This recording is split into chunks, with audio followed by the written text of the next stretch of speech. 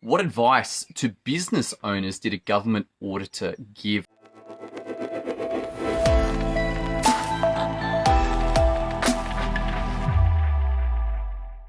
Welcome to today's episode. My name is Tom Rolley for System.io.dev. Look, I was hanging out with a gentleman and he shared that he had been a government auditor. And what was interesting was a story that he shared. And he shared that, look, his job was to look out for fraud, look out for theft. And there was two main types of fraud going on in the government. One was where you just lost $1 or $2 million on massive contracts. There might be $200 million, $300 million, $330 million contracts, and so it was easy to slip in a extra contract for $1 million here or $2 million there. And it's like, whoa, okay. Well, I suppose in the grand scheme of things, if you've got a contract for $330 million and you lose one or two, it's probably easy to do. It's like, damn, okay, well, hopefully that doesn't happen too often. But what he did share was a more interesting problem. And this was that people would have a consistent small take. They would take $5 or $10 or $20,000 as the opportunity arose. I've actually seen this down at my local food store where often, because we're living in a tourist town, people aren't paying attention much. They don't look at the register, and it's easy just to add a little dollar, add $2. And that comes off and then they take it out of the till. And I like paying attention. So I look at, I'm like, you did just add $2. And they kind of, sorry. I'm like, yeah. So watch out if you're on holidays. You're a sucker, particularly if you've got young kids, you're distracted. You're probably not going to pay much attention, but that's how they add another dollar, another $2. Is it in integrity? Hell no. Is it worth it? Hell no. Like, that is not worth it. That is silly. But nonetheless, it's happened. And this same thing is happening with the government as well. Now, how did they spot these people? Well, this is what I want to share with you. How they spotted them was that they never wanted to go on holiday. The people who had the 5 or the 10, the consistent game where they're just taking a little bit here, taking a little bit there, nothing too obvious.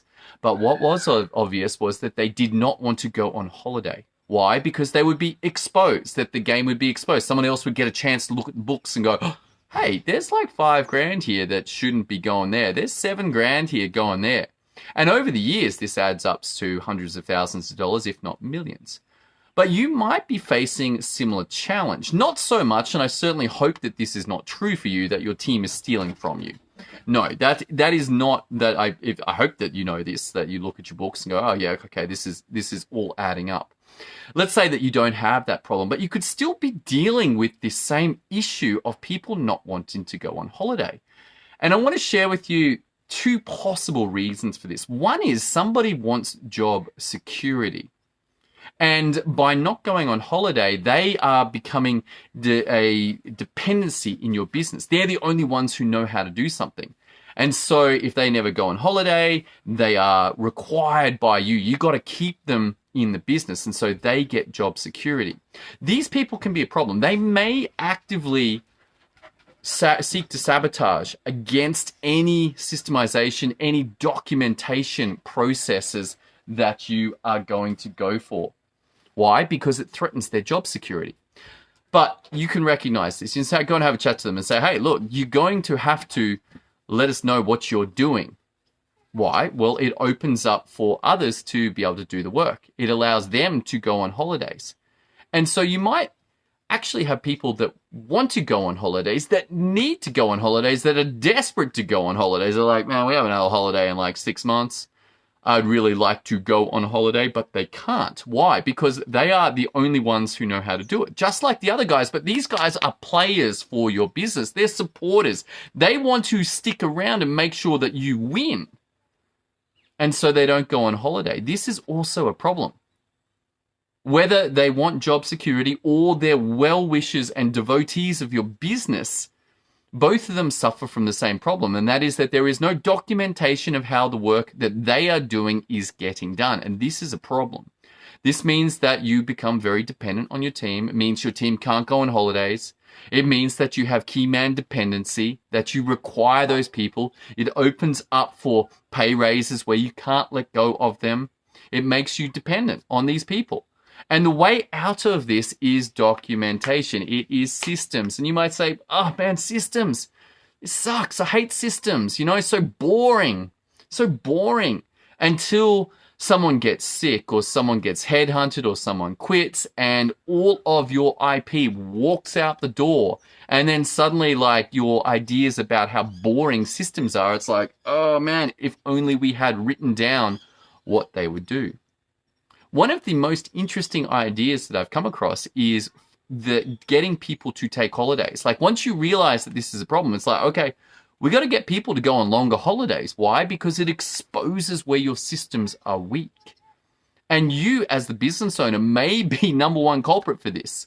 You're the bottleneck. You're not going on holidays. Everything is jammed up around you. And the way for you out of this, the way for your team out of this, is to begin documentation. And you do not need to go into fine detail. Even basic process names will be a significant improvement on what you've got right now. And I love the idea out of Systemology. It's a cool book. If you want to go check it out, David Jennings out of Australia runs System Hub. And that idea is that the first time you document a system is the worst system. And why is that? Well, every time that you run that system in the future, you can make little improvements, little incremental improvements. Sometimes you might have to pull the whole thing apart and rebuild it. Like, I'm looking at this with my webinar system. I'm like, man, there's some major improvements that need to be made here. But I am not coming off a state of zero. I already have a bunch of the documentation, and it's more about moving parts around so they run smoothly. Like reducing areas where we did the same thing 5 times because it's in 5 different systems, but it could be brought up to a higher level. These sorts of improvements are very powerful, but they require you to have something in place. So perhaps it's time for you. Perhaps you're like, you know what? I can see a vulnerability in my business. And it's really easy just to get locked up in the work. Keep going, keep going, keep going, keep going, keep going, keep going until you realize that you are exposed. You get exposed. COVID has done this for many businesses. People got sick and suddenly workforces are down and there's no documentation and errors are happening.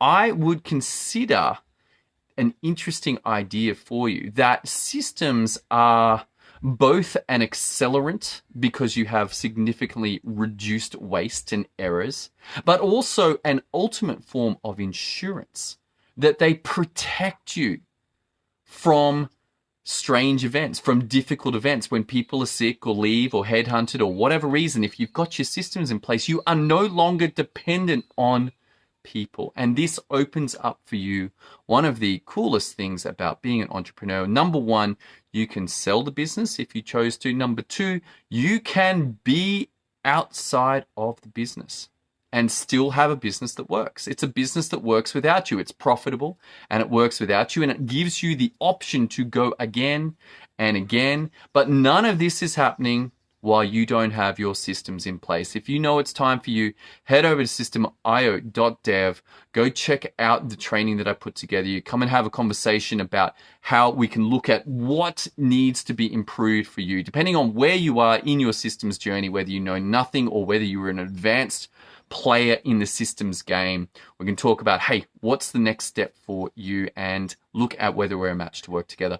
All right, thanks so much for tuning in today. I hope you got a lot of value out of it, and we're continuing on to this journey, this fascinating journey of how systems create results. See you again tomorrow for the next episode.